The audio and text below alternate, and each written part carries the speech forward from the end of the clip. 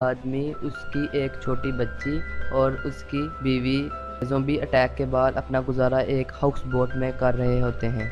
एक दिन एंडी सफ़र के दौरान दो बच्चों को जंगल में खेलते हुए देखकर बहुत खुश हो जाता है।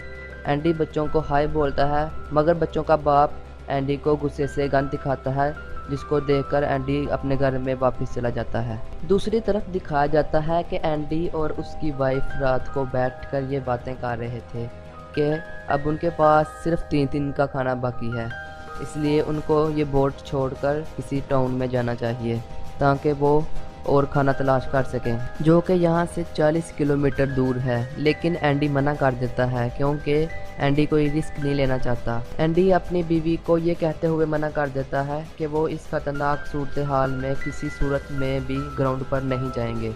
अगली सुबह जब एंडी उठता है तो उसको एक बोट नज़र आती है।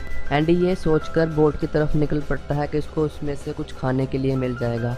जब एंडी बोट में खाने का सामान इकट्ठा कर रहा था तो इसको महसूस होता है कि बोट में कोई है। दूसरी तरफ एंडी और उसकी वाइफ को नहायत ही पुरअमन दिखाया जाता है क्योंकि इनको बोट में से 3 महीने का खाना मिल चुका था। फिर एंडी की वाइफ उसको कुछ देर आराम करने के लिए कहती है और खुद उस बोट पर कुछ सामान ढूंढने के लिए चली जाती है।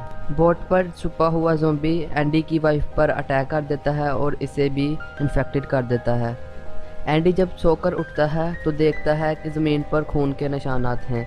वो अपनी वाइफ को इन्फेक्टेड देख के बहुत ज़्यादा हैरान होता है।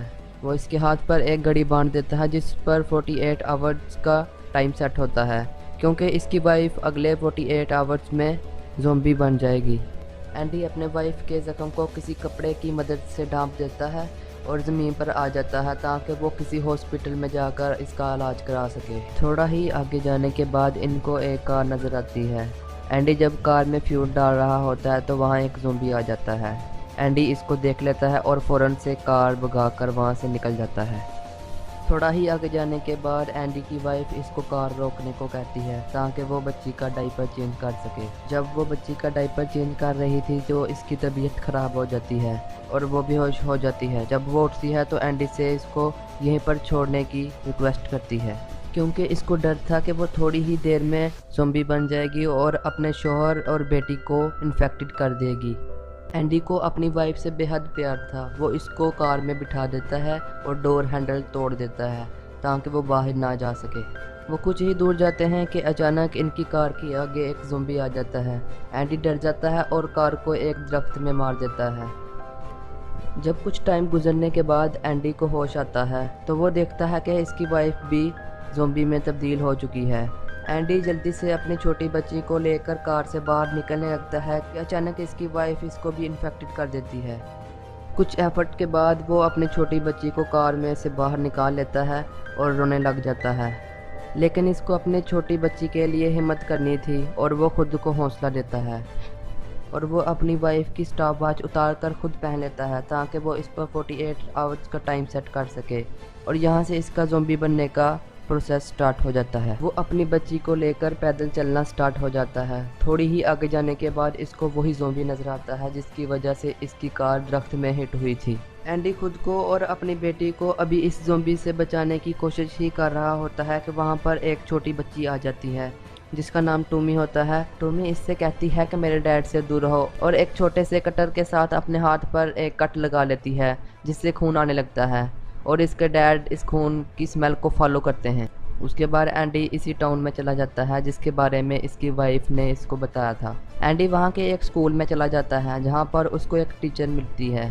टीचर बहुत ज़्यादा अच्छी होती है। वो इसके ज़ख्म पर बैंडेज करती है और इससे कहती है कि आप यहाँ पर नाइट स्टे कर सकते हैं, यानी आप यहाँ पर रात गुजार सकते हैं। एंडी सोचता है कि वो अपनी छोटी बेटी को इसके पास रखवा देगा ताकि वो सेफ रहे, लेकिन इस टीचर को कैंसर था और वो भी ज़्यादा देर तक ज़िंदा नहीं रह सकती। ये सोचते हुए एंडी अपना प्लान कैंसिल कर देता है और वहाँ से चल देता है। दूसरी तरफ टॉमी की माँ को दिखाया जाता है जो कि अपने कबीले के लोगों के साथ ज़ॉम्बी पर अटैक कर रही होती है ताकि उन ज़ॉम्बीज़ को मारकर इस एरिया को क्लियर किया जा सके, और साथ साथ अपनी बेटी टॉमी को भी ढूंढ रही होती है। इनफैक्ट टॉमी अपने डैड से बहुत ज़्यादा प्यार करती है। हालांकि वो ज़ॉम्बी बन चुके हैं लेकिन वो फिर भी इनको खोना नहीं चाहती। वो ज़मीन में एक गड्ढा खोदती है और वहाँ पर अपने डैड को रख देती है और अपने डैड का ख्याल रखती थी ताकि कबीले वाले या इसकी मॉम इसके डैड को ना मार दें।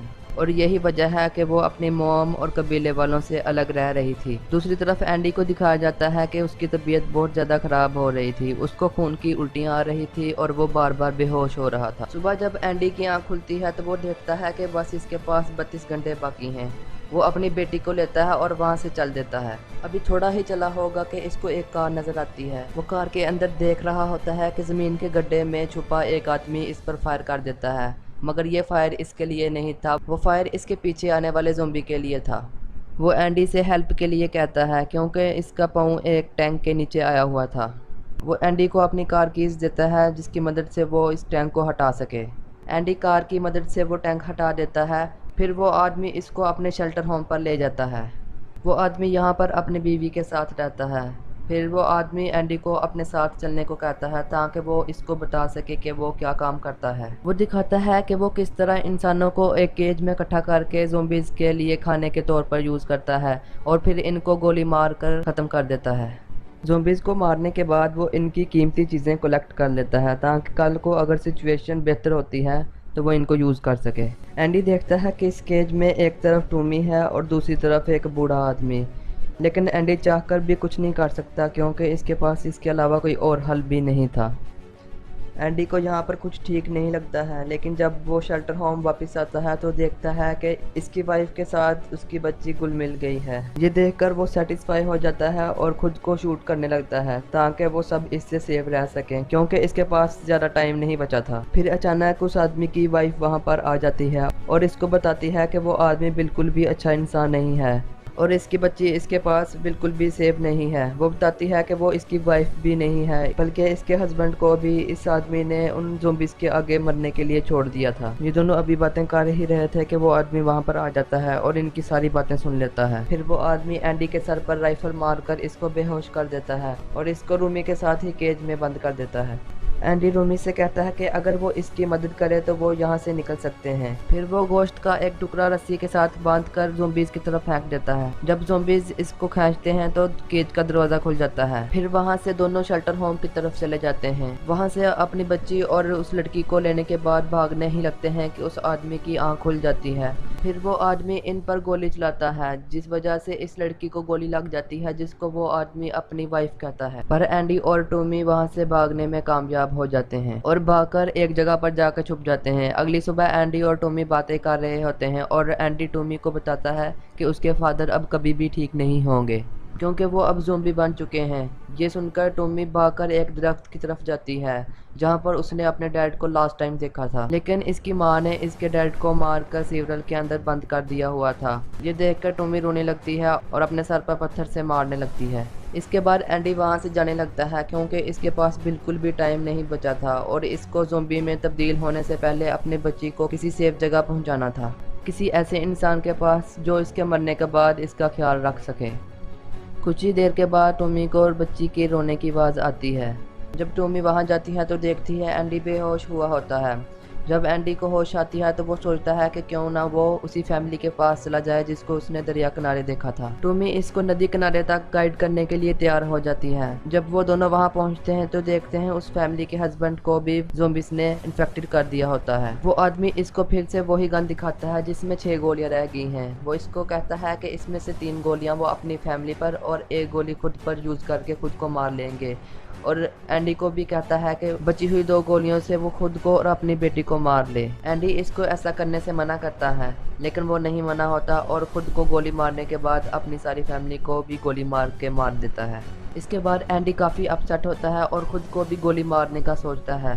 फिर टॉमी वहाँ आ जाती है और इससे कहती है कि वो अब घर जाना चाहती है। वो इससे कहती है कि अगर तुम चाहो तो अपनी छोटी बेटी को हमारे पास छोड़ सकते हो, वो हमारे कबीले में सेफ रहेगी। एंडी इसकी बात पर एग्री हो जाता है और अपनी बेटी को इनके हवाले करने के लिए तैयार हो जाता है। एक पहाड़ से धुआं निकलता हुआ नज़र आ रहा था। ये दोनों वहां जाने लगते हैं। ये धुआं इसलिए निकल रहा था क्योंकि टॉमी का खानदान ज़ॉम्बीज़ को मारकर इनको जला रहा था। रास्ते में एक टनल आती है जहां पर इनको वही आदमी नजर आता है जो शेल्टर होम पर था। टॉमी एंडी की छोटी बेटी को लेकर साथ खड़ी हुई गाड़ी के अंदर चली जाती है। इसके बाद एंडी और उस शेल्टर वाले आदमी के दरमियान फाइट हो जाती है। फाइट के दौरान एंडी से वो गन गिर जाती है और वो आदमी उस गन को उठा लेता है। इसके बाद वो आदमी रूमी को ज़बरदस्ती उस गाड़ी से निकाल लेता है, जिसकी वजह से उसके सर पर चोट लग जाती है। एंडी को जब होश आती है तो वो इस आदमी की तरफ आता है जिसकी गोद में इसकी बच्ची है। वो इस बच्ची को मारने लगता है, लेकिन एंडी इससे रिक्वेस्ट करता है तो इसकी रिक्वेस्ट पर वो आदमी इस बच्ची को छोड़ देता है। इसके बाद एंडी अपनी छोटी बेटी को और रूमी को लेकर वहाँ से निकल जाता है। रूमी, जिसको सर पर चोट लगी हुई थी, सही तरह से चल नहीं पा रही थी।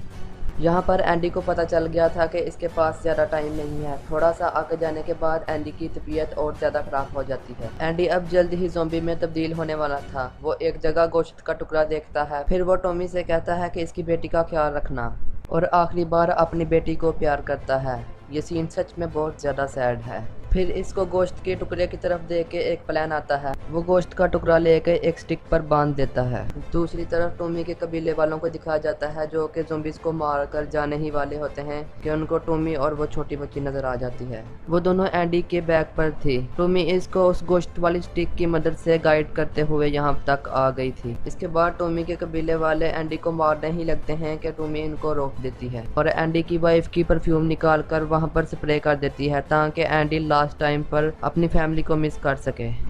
इसके बाद उसके कबीले वाले इसको मार देते हैं। इसके बाद दिखाया जाता है कि छोटी बच्ची के पेट पर वाइट पेंट से एंडी ने थैंक यू लिखा होता है। इसके बाद एंडी को भी उसी दरख्त में छुपा देते हैं जिसमें टॉमी के फादर को छुपाया था ताकि ये इन्फेक्शन ज़्यादा ना फैल सके, और एंडी की बेटी को रहने के लिए एक सेफ जगह मिल चुकी थी।